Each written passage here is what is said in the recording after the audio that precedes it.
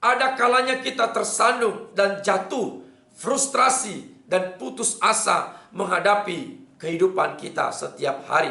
Namun pada saat seperti itu, jangan lupa bahwa ada Yesus Gembala kita yang tetap memperhatikan dan mengangkat kita tatkala kita dalam keadaan jatuh.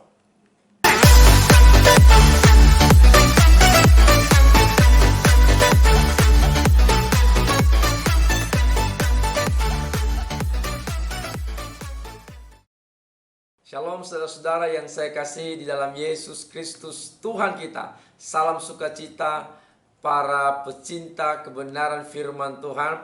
Saya Pendeta Sumail Ligea. Kita kembali berjumpa dalam channel ini. Dan saudara-saudara yang belum bergabung di channel ini, jangan lupa untuk di subscribe, untuk di like. Dan jika saudara-saudara merasa diberkati, boleh berbagi kepada orang lain. Ini pertemuan yang kelima dari khotbah seri saya dalam Mazmur 23 ayat 1 sampai ayat yang ke-6. Kita akan melihat sekarang Mazmur pasal 23 ayat yang ketiga bagian A, yaitu Ia menyegarkan jiwaku. Sebelum kita mendengar firman Tuhan, kita berdoa. Tuhan Yesus Kristus, kami bersyukur Tuhan memberikan kami peluang untuk menyampaikan firman-Mu, untuk mendengarkan firman Allah. Berfirmanlah kepada kami siap diteguhkan dan diberkati oleh Tuhan. Dalam nama Yesus, amin. Doa saya bahwa semua saudara-saudara dalam keadaan baik, dalam keadaan sehat, dalam keadaan bersukacita, dan terus diberkati oleh Tuhan. Saudara-saudaraku, kita membuka Alkitab kita di dalam Mazmur pasal 23 ayat yang ketiga bagian A berkata, Ia atau Tuhan menyegarkan jiwaku. Ini yang saya mau bahas. Dalam terjemahan aslinya, kata menyegarkan itu berarti memulihkan, mengembalikan atau membalikan. Saudaraku, untuk mengetahui apa arti menyegarkan, apa arti memulihkan atau mengembalikan atau membalikan, maka kita harus kembali memperhatikan kehidupan domba. Nah, Mazmur 23 ini yang berbicara di sini ialah domba atau Daud. Saudara yang saya kasih dalam Yesus Kristus Tuhan, domba itu tidak selamanya dalam kondisi yang baik, ya. Seringkali domba mengalami keadaan yang tidak menguntungkan dalam hidupnya. Ada kalanya domba dalam perjalanannya terjatuh atau terjerembab. Ya, saudara-saudara, tidak seperti hewan lain. Jika jatuh, mereka akan bisa bangkit lagi dan berjalan seperti biasa. Tetapi jika domba itu jatuh atau terjerembab dengan posisi kaki di atas atau telentang, kemungkinan besar domba itu tidak akan bisa bangkit kembali. Dia tidak akan bisa berdiri kembali. Ia tidak bisa kembali kepada posisinya yang semula. Jika tidak ada orang yang membantu dia untuk membalikkan badannya, mengembalikan dia dalam posisi berdiri, maka yang buruk pun akan terjadi kepada domba. Nah, domba yang terjatuh dan terjerembab, saudara-saudara, itu adalah saat-saat yang paling berbahaya dalam hidupnya. Kenapa? Selain domba itu tidak bisa bangkit sendiri, tidak bisa menolong dirinya, akhirnya ia sangat dekat dengan kematian. Pertama, jika domba jatuh dalam posisi telentang dan tidak berhasil berdiri, maka gas mulai menumpuk di lambungnya. Bila pertolongan belum datang juga, kondisi domba makin parah. Sirkulasi darah mereka cenderung melambat dan terhenti ke anggota badan, terutama di kaki mereka. Keadaan ini semakin parah jika cuaca sangat panas terik. Domba dalam hitungan jam bisa mati jika tidak segera ditolong oleh gembalanya. Gambaran ini yang diceritakan Yesus di dalam perumpamaan tentang domba yang hilang di dalam Lukas pasal yang ke-15. Domba yang hilang itu dalam perumpamaan Tuhan Yesus kemungkinan besar karena jatuh atau terjerembab. Saudaraku, hanya oleh kedatangan gembala pada waktu yang tepat yang bisa menyelamatkan domba dari maut. Yang lebih menyedihkan ialah jika domba betina yang sedang mengandung lalu jatuh dalam posisi telentang, ia akan mati bersama-sama dengan anak-anaknya. Dan tentu saja hal ini membuat pemilik domba akan kehilangan ganda. Ia akan kehilangan induknya, juga kehilangan bayi-bayi atau anak-anak yang ada di dalam kandungan domba betina. Bahaya lain yang datang adalah dari predator.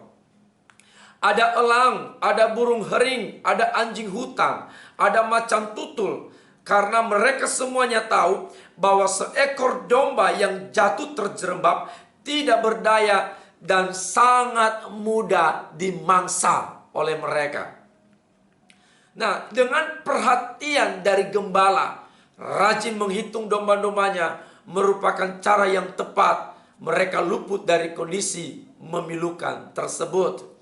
Sama seperti domba ini, Daud dalam sejarah perjalanannya seringkali ia diperhadapkan dengan maut. Seringkali ia mengalami bahaya-bahaya maut dalam hidupnya. Di dalam 1 Samuel pasal 20 ayat yang ketiga, Daud berkata kepada Yonatan sahabatnya, "Demi Tuhan yang hidup dan demi hidupmu sendiri, hanya satu langkah jarak antara aku dan maut." Ini adalah pengakuan Daud sendiri bahwa maut begitu dekat dengan dia.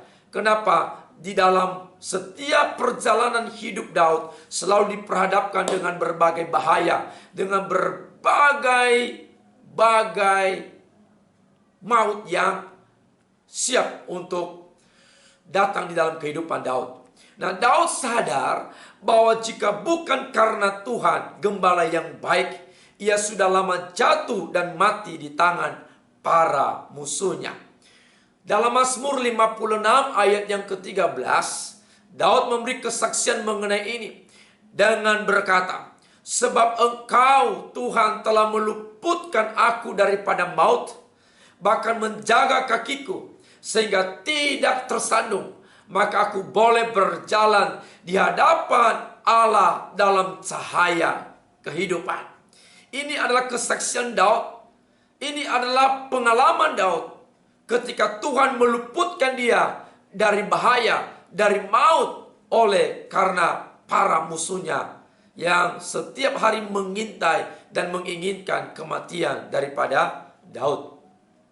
Seperti domba yang tersandung, jatuh, terjerembab, kehidupan orang Kristen pun pada dasarnya memiliki kesamaan.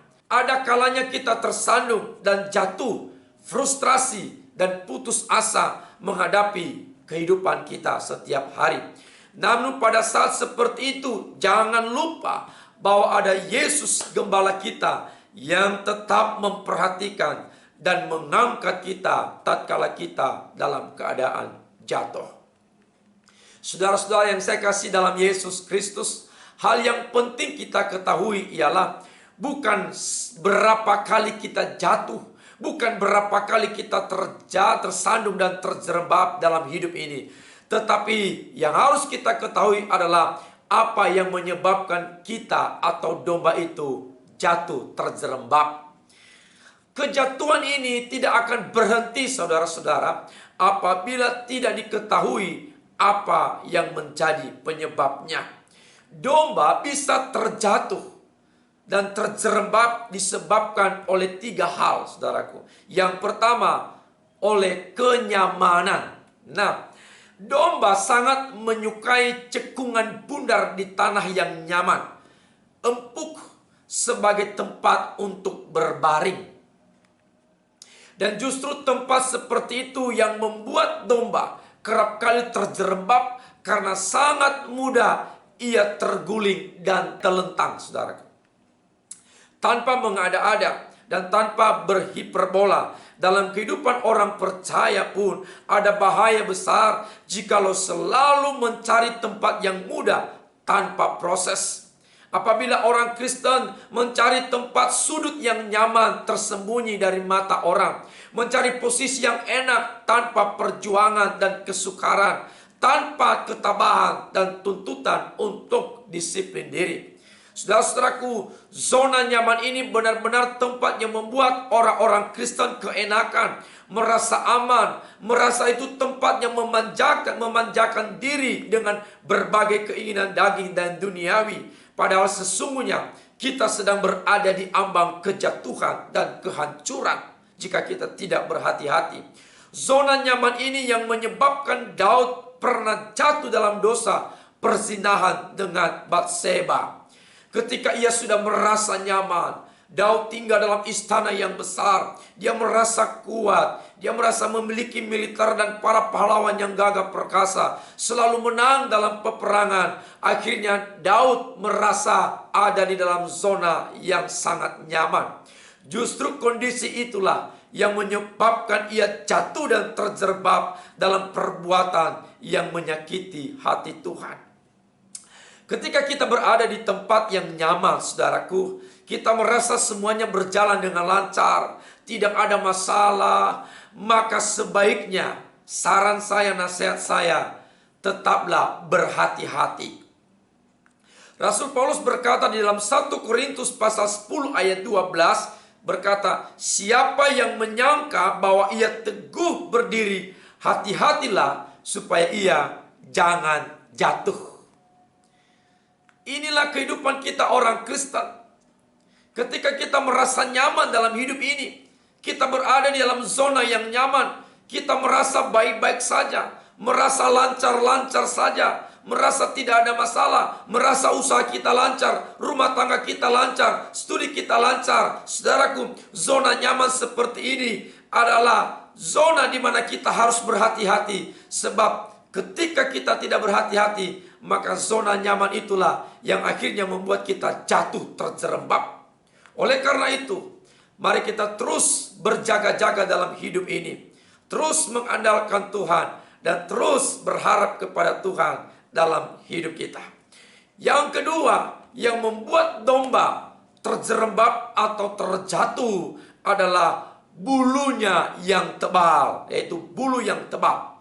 Aspek lain yang menyebabkan domba jatuh terlentang ialah bulunya yang panjang, tebal, dan berat. Saudaraku, bulu domba itu merupakan bahan baku untuk wool yang berkualitas tinggi. Ya, bulu domba atau wool yang panjang, yang tebal, kusut karena lumpur, pupuk, duri-duri, dan kotoran-kotoran kecil juga ikut menempel di dalam bulu domba sehingga semakin memberati dirinya atau tubuhnya. Inilah saudara-saudaraku yang membuat mudah bagi seekor domba jatuh terjerembab akibat bulunya yang lebat, bulunya yang tebal, akibat bulunya yang panjang dan juga dipenuhi dengan kotoran-kotoran yang lengket di dalam bulunya, ya. Itu terlalu berat buat dia. Nah, tidak ada cara lain mengatasi masalah ini selain gembala menggunting atau mencukur bulu dombanya yang terlalu panjang, terlalu tebal, berat, kotor, dan juga bisa membahayakan bagi dirinya sendiri jika gembala membiarkan domba memiliki bulu yang lebat, yang tebal dan berat. Ya, menggunting bulu domba tidak semudah dengan apa yang kita bayangkan selama ini. Saudara, domba tidak selamanya menurut, ya, patuh untuk menyerahkan dirinya atau menyerahkan bulunya untuk digunting atau untuk dicukur oleh pemiliknya. Kadang-kadang ketika bulu mereka dicukur atau digunting, saudaraku, mereka berontak, kakinya menendang-nendang. Tetapi setelah itu mereka merasa lega. Kenapa? Karena mereka merasakan kehidupan barunya setelah mereka dicukur bersih. Kini domba setelah dicukur bersih, setelah dibersihkan bulu-bulunya, Kini tidak ada lagi yang memberatinya untuk berjalan. Tidak ada lagi yang memberatinya untuk berlari, saudara. Tidak ada lagi kotoran-kotoran, lumpur, pupuk, duri, ranting, rumput, duri, bahkan kutu yang menempel di badannya atau di bulunya. Domba benar-benar bersih. Ia merasa lega. Ia merasa terbebaskan dari mantel yang panas, berat, dan mengganggu kehidupannya setiap hari. Domba benar-benar terbebaskan dari bahaya jatuh dan terjerembab akibat bulu yang tebal dan yang berat. Pemiliknya juga, dia lagi tidak akan khawatir, ya, tidak lagi cemas. Kenapa? Apabila dombanya berlari berjalan, dia tidak merasa takut khawatir. Kenapa? Karena bulu dombanya sudah digunting dan sudah dibersihkan. Karena itu penyebab domba bisa terjerembab atau terjatuh. Sebenarnya penyebab utama yang membuat kita jatuh, saudaraku, ya, penyebab utama yang membuat kita jatuh adalah diri kita sendiri. Orang lain, lingkungan kita itu hanya faktor yang mendukung. Sedangkan diri kita sendirilah merupakan faktor utama yang menyebabkan kita jatuh atau terjerembab. Hidup lama yang tidak mau diperbaharui, karakter buruk yang tidak mau berubah, kebiasaan buruk, keras kepala, dan kedegilan hati yang tidak mau bertobat. Semua itulah yang membuat kita bisa terjatuh, bisa tersandung, bisa terjerembab dalam perjalanan kehidupan kita. Biarkanlah Tuhan Yesus Kristus, gembala kita yang baik, biarkan Dia menggunting bulu kita, menggunting kehidupan kita yang lama, menggunting, saudaraku, karakter kita yang lama, manusia kita yang lama, tabiat kita yang lama, menggunting, membersihkan kedagingan, keegoisan, kesombongan, keangkuhan kita, menggunting dan membersihkan kita dengan firman-Nya yang tajam seperti pedang bermata dua. Walaupun, saudaraku, ketika kita digunting bulunya, ketika kita dicukur, saudaraku, seringkali mungkin kita terluka, tersayat, tetapi betapa senangnya dan leganya kita jika akhirnya kita terbebaskan dan dipulihkan oleh Tuhan. Saudara yang saya kasih dalam Yesus Kristus, saya mau katakan kepada saudaraku, mari kita melihat apa penyebab kejatuhan kita selama ini. Dan itu tidak lain, faktor utama adalah diri kita sendiri. Oleh karena itu mari kita mengintrospeksi diri kita. Seringkali kita jatuh terjerembab di dalam dosa karena kita belum bertobat, belum dibaharui. Kita jatuh karena perkataan kita. Kita jatuh karena pikiran kita yang buruk. Kita jatuh karena sikap, sifat, perilaku kita yang buruk. Oleh karena itu, seperti domba yang digunting, yang dicukur bulunya, sehingga dia bebas dari berbagai hal yang memberati dan yang mengganggu perjalanan hidupnya. Hendaklah kita juga menyerahkan diri kita kepada Tuhan. Serahkan hati saudara, serahkan pikiran saudara, serahkan hidup saudara, dan biarkan Tuhan membersihkan kita dengan firman-Nya, membersihkan kita dengan roh-Nya, membersihkan kita dengan kuasa-Nya, membersihkan kita dengan cara Tuhan, sehingga kita benar-benar dipulihkan oleh Tuhan, dan kita mengalami perjalanan yang indah bersama dengan Tuhan, perjalanan yang indah bersama dengan firman, bersama dengan Roh Kudus. Saudara-saudara yang kasih oleh Tuhan, yang ketiga yang menyebabkan seekor domba bisa jatuh terjerembab ialah karena kegemukan, saudara. Fakta yang ketiga yang menyebabkan domba bisa terjerembab, bisa jatuh telentang karena tubuh mereka yang terlalu gemuk, saudaraku. Mungkin kita berpikir bahwa domba yang gemuk itu adalah domba yang sehat. Ternyata, saudaraku, domba yang gemuk itu menurut penelitian itu bukan domba yang sehat, bukan domba yang produktif, saudaraku. Bobot mereka membuat mereka jauh lebih sulit untuk bergerak. Bobot mereka yang terlalu gemuk membuat mereka sulit untuk gesit, saudaraku. Sulit untuk cekatan, sulit untuk berlari, saudaraku. Bahkan sulit untuk melakukan aktivitas mereka. Itulah yang membuat mereka seringkali jatuh, seringkali terjerembab. Kenapa? Karena kegemukan, karena berat badan mereka yang terlalu over, saudaraku. Salah satu cara gembala mengatasi masalah ini ialah dengan menempatkan domba-domba itu di rerumputan yang lebih keras. Ya, mendapat sedikit gandum dengan tujuan, saudaraku, supaya domba ini akan memiliki domba yang kuat, domba yang kekar, domba yang energik, dan bukan domba yang lemah, bukan domba yang lembek, bukan domba yang lamban, saudaraku, tetapi domba yang kuat, domba yang gesit. Nah, saudara kasih oleh Tuhan, gambaran domba yang gemuk ini dalam kehidupan orang Kristen ialah sama kita menghadapi masalah yang sama, saudaraku, yaitu kegemukan. Kegemukan yang saya maksud di sini adalah bukan kegemukan oleh berat badan kita, bukan. Kegemukan di sini berbicara tentang kemakmuran, kesuksesan, kejayaan, kekayaan, merupakan kegemukan-kegemukan, dan kegemukan itu merupakan sumber kejatuhan jika tidak berhati-hati menggunakan dan mengelolanya dengan baik. Ada banyak anak-anak Tuhan, ada banyak orang-orang percaya yang jatuh di dalam berbagai kejahatan, jatuh di dalam dosa, saudaraku, karena kegemukan, yaitu karena mereka hidup berkelimpahan, karena kekayaan, karena kesuksesan, karena keberhasilan mereka, saudaraku, sehingga banyak anak-anak Tuhan yang jatuh. Banyak anak-anak Tuhan tidak kuat begitu ia sukses. Imannya, fondasinya tidak kuat begitu dia hidup dalam kelimpahan.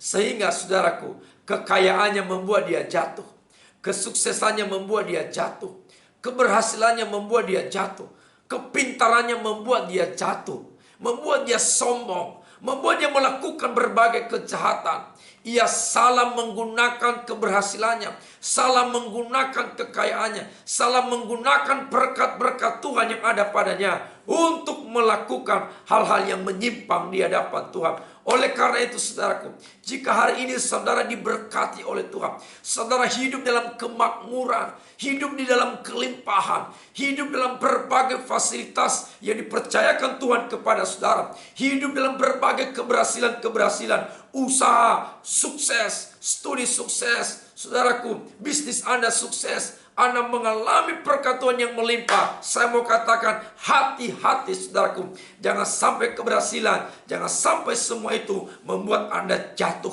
Oleh karena itu, saudaraku, mari tetap berdiri di atas kebenaran firman Allah, berdiri di atas iman yang kuat, berdiri di atas kuasa Tuhan, sehingga segala sesuatu yang Tuhan percayakan dalam hidup saudara, Anda semakin mengandalkan Tuhan, semakin rendah hati, semakin mendekatkan diri kepada Tuhan, dan semakin mengandalkan Tuhan. Jangan pernah mengandalkan semua yang ada dalam dunia ini. Semua itu hanya titipan Tuhan. Tetapi pergunakanlah apapun yang Allah beri, apapun yang engkau miliki sekarang, kemakmuran apapun, semuanya hanya untuk kemuliaan Tuhan. Hendaklah kebenaran firman Tuhan ini, saudaraku, meneguhkan dan memberkati kita. Apabila ada di antara kita ada seperti domba yang terjatuh dan terjerembab, hendaklah datang kepada Tuhan, karena hanya Tuhan yang sanggup mengembalikan saudara kepada posisi yang semula. Hanya Tuhan yang sanggup memulihkan saudara, menyegarkan jiwa saudara, memulihkan jiwa saudara, dan memberkati, meneguhkan hidup saudara, sehingga perjalanan hidup saudara perjalanan yang berkenan dan diberkati oleh Tuhan. Kiranya firman Tuhan ini memberkati dan meneguhkan saudara. Shalom, Tuhan Yesus memberkati.